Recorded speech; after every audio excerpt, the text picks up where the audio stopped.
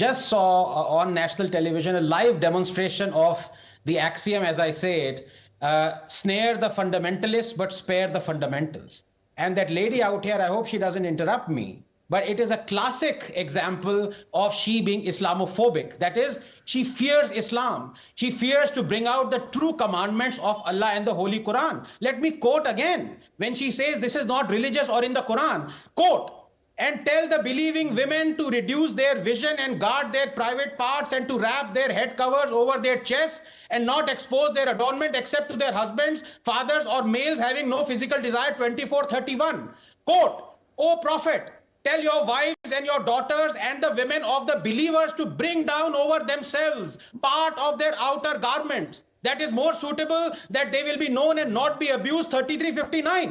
Can she deny this? I know she's going to say I'm leading to whataboutery or reading out of context. Then I challenge her to quote 24:31 and 33:59. Yes, if you know Quran more than I do, quote them. Quote them. I'm quoting it. I'm quoting it, sir. 24:31. Quote 24:31. I am quoting it. I am quoting it. This was a special circumstance which arose in Medina where the women were attacked. There we go. It's always a context. 43:59. It is context devoid. You can ask the Maulana Sahab, who is also a panelist.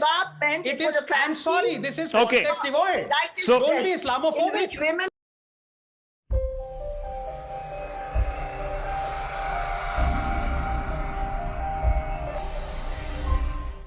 I just want to bring this out, viewers.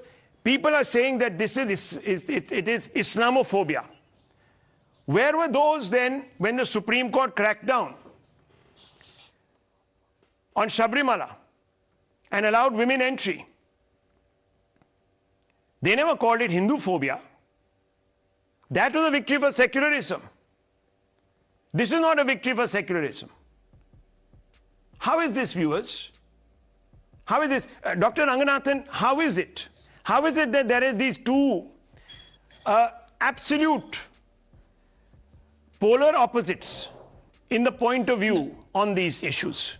No, yes, Rahul, absolutely. Just 30 seconds. Look, there are polar opposites because some people are afraid to accept the truth. Now, I've already quoted the said verses that are commandments of Allah. If I quote it again, you will call me Zakir Naik, so I'm not going to quote it again. But the fact is very clear. Number one, you asked a question. Is Erdogan a good Muslim or a bad Muslim? Look, of course he's a good Muslim, because dispute this fact, I challenge you. A Muslim who believes in the Sharia and every single word that there is in the Holy Book is a good Muslim, while a Muslim who drinks, fornicates, indulges in idle talk or music, supports Muslim women who reject the burqa, draws a portrait of whosoever he wishes to, marries a non-Muslim, is homosexual, gives equal share of inheritance to male and female, and is fine with all this. It's only Muslim.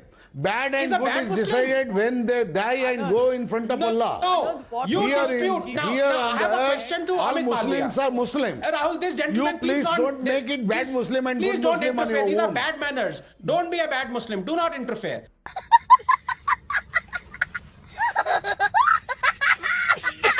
Dr. Ranganathan, what do you make of this entire debate?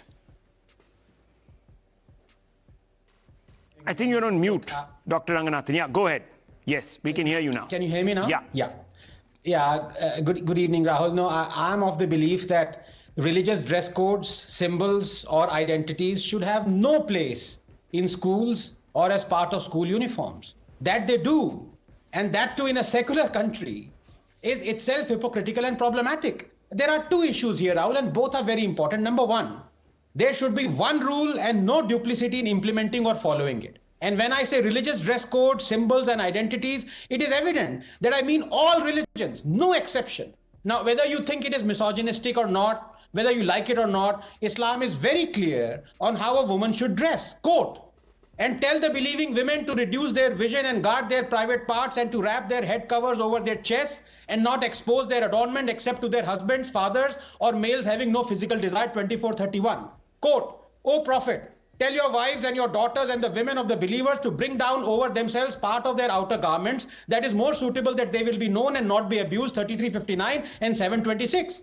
And because these are the commandments of Allah, by definition, a true Muslim has to follow them. So every true Muslim woman who must believe in each and every edict of Allah by definition has to adhere to this dress code of a burqa or a hijab or a chador.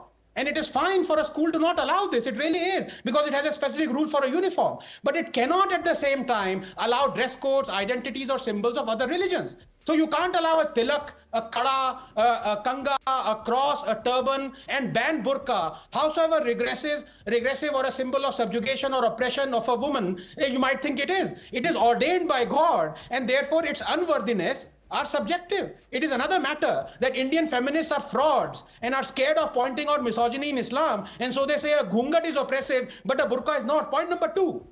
There is a legitimate concern of security because a burqa and a chador covers the face. So in this context, a hijab and full body covering as prescribed in the Quran should be allowed, but not a face covering. Now let me come to the other issue. Rahul, just 30 seconds, very important. By allowing religious dress codes, symbols, identities into educational institutions, we are on the road, sadly, to normalizing unjust, draconian, misogynistic, sexist, supremacist orders and commandments, essentially allowing religion to rule over us and our choices. Where would this end? I ask a simple question to you and fellow panelists, Rahul. Question is this: what if tomorrow some religion or its God orders women to be shackled in ball and chain at all times? Would you demand that the principal step aside and allow the girls to rattle and drag themselves in? तो दोस्तों, अगर आपने video यहाँ तक देखी है तो video जरूर थोड़ी बहुत आपको अच्छी लगी होगी, इसलिए वीडियो को लाइक कर दीजिए, शेयर कर दीजिए, और ऐसे ही वीडियो अगर आप और देखना चाहते हैं तो मेरे चैनल को सब्सक्राइब कर दीजिए। धन्यवाद।